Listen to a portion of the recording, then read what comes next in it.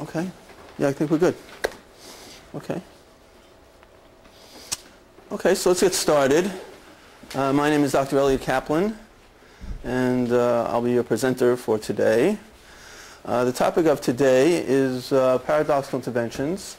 Just to give you a little background about myself, by the way, I do have a PhD in counseling psychology. I have an MSW in social work. I have a CAS, a certified addiction specialist. I also have training in Gestalt therapy.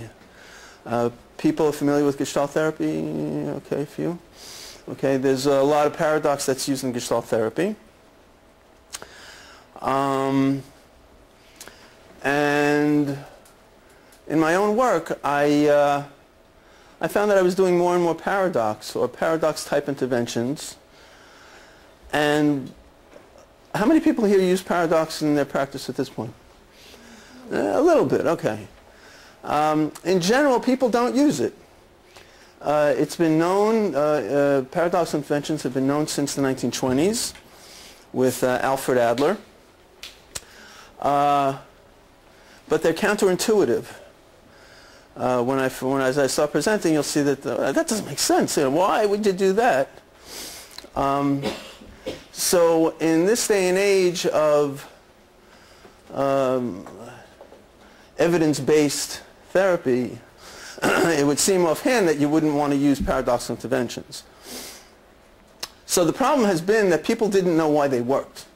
Okay, as we're going to go over a little later, a lot of the master therapists actually use paradoxical interventions. Minuchin, Fritz Perls.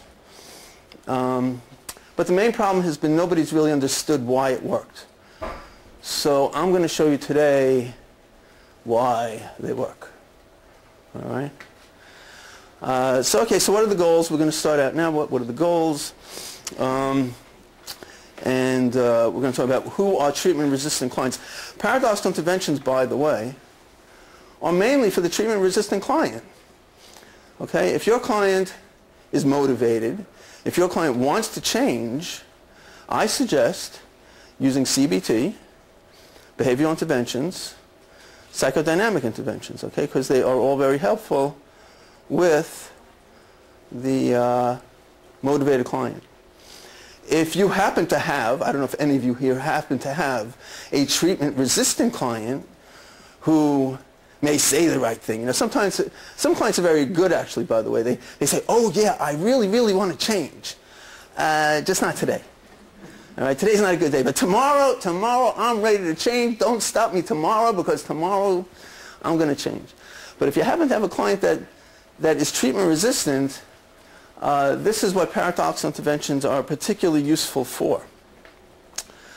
So we're going to talk briefly about the paradox of change.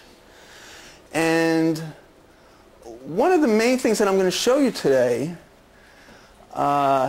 is the concept of change. Okay? We all have an idea of, you know, how do you change? The person's thinking changes, their behavior changes, their emotions change. Intuitively, we know that they're all together, but basically, historically in the field, as you know, there are camps, right? You know, are you in the thinking camp, CBT? Are you in the emotional camp, psychodynamic? Are you in the behavioral camp? But intuitively, we all know that they're all connected. I'm going to show you today how they're all connected. Okay? So let's get started. Any clinician can be successful working with someone who's motivated. All right? I think that the real challenge of therapy is working with the client who has no intent, no desire, no interest in changing. All right? Now, if you're involved in the field, the assumption is, the conventional wisdom is, well, you know, if the client doesn't want to participate, if they don't want to change, you can't make them. We really have to wait for them to come out and for them to kind of, you know, like meet us halfway, right? That's only fair. And when they're willing to meet us halfway, then we can help them change. All right? No. All right, you don't have time for the client to come out and, oh yeah, I think I want to change today. Particularly working with sex offenders, okay? People with problem sexual behavior. We don't have the time to wait for them to come out. So what I'm saying is that we need to do something to kind of get in there, to kind of shake things up a little bit where the client recognizes that it's to his benefit to change, okay? So you'll see what I mean by that. What are the goals? So again, a specific theory for working with treatment resistance. I'm going to review seven counterintuitive paradoxical techniques. It just so happens, if you go to my website, paradoxpsychology.com, I'm up to 15 paradoxical techniques, okay? But you know what?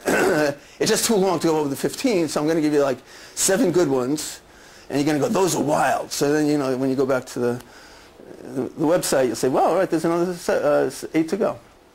Learning objectives are diagram and an encompassing model for the process of change.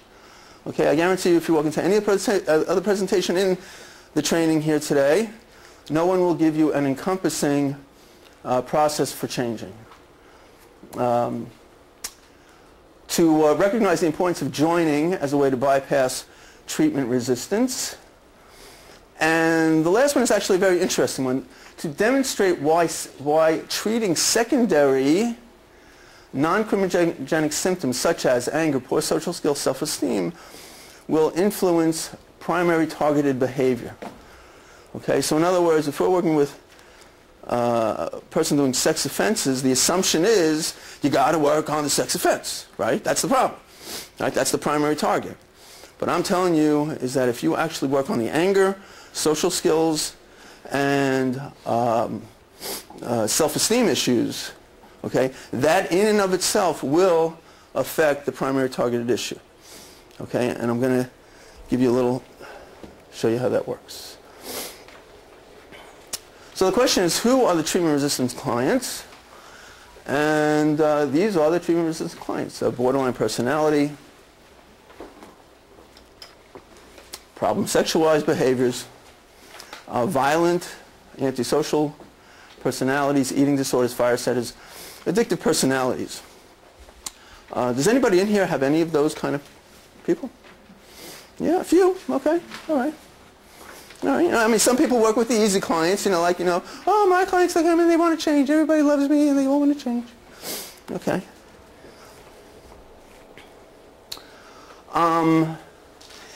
In doing the presentation, okay, because you've never seen this, okay, has anybody ever come to one of my presentations before? No, good, okay. You've never seen this, okay?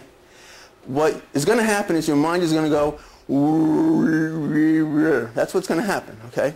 So to give you an example of what that's going to feel like, because I know what you're going to go through, if you can tell me what that says, right, because it says something, right? The question is, like, can you figure out what that says?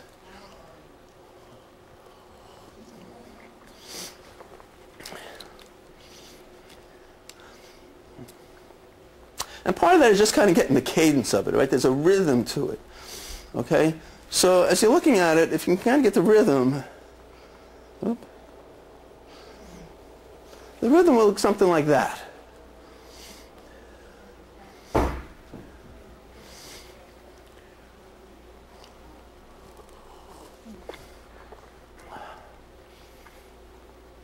right, so what's the story about? Little Red Riding Hood, okay? So once upon a time there was a little girl who lived with her mother in a little cottage on the edge of a large dark forest, okay? So come on in, come on in. You can either sit over here, okay? Okay, I'm just going to ask you to move over a little bit because I'm with the PowerPoint. And that's for you. Okay, so it may sound a little confusing is what I'm saying. But what I'm saying, there is a method to my madness. Okay? Now, as I said, my background's in Gestalt therapy. So one of the things that I appreciate about Fritz Perls, who basically wrote about Gestalt therapy, was he talked about change. Okay? And he pointed out that most people make programs. You know, I should be like this. I should change and be like this. But what he noticed and what he pointed out was that deliberate change doesn't work. Okay? If your intent is, I'm going to change like this, if you've ever tried it, even in yourself, you know, you wanted to go on a diet, you wanted to stop smoking, inevitably there's another force that kind of comes the other way and ends up paralyzing us, literally, so that nothing changes. So the point is that that there's a counterforce that ends up being created, okay, and there's no movement. However, he points out that if you accept what is, that's when change can occur naturally. Okay, there's a natural shift. So if you think about a cut, you know, you don't tell, when you get a cut on your finger, you don't tell your cut, oh, you know, you better change, you better get better now. All right? There's a natural process that happens where the cut naturally heals on its own. His point was that as long as you fight a symptom, it will either stay the same or it will become worse. Okay, but as soon as you take responsibility for your own behavior, that's when growth and integration begins. Okay, and that is the paradox of what we're going to talk about, the paradox of change. Okay?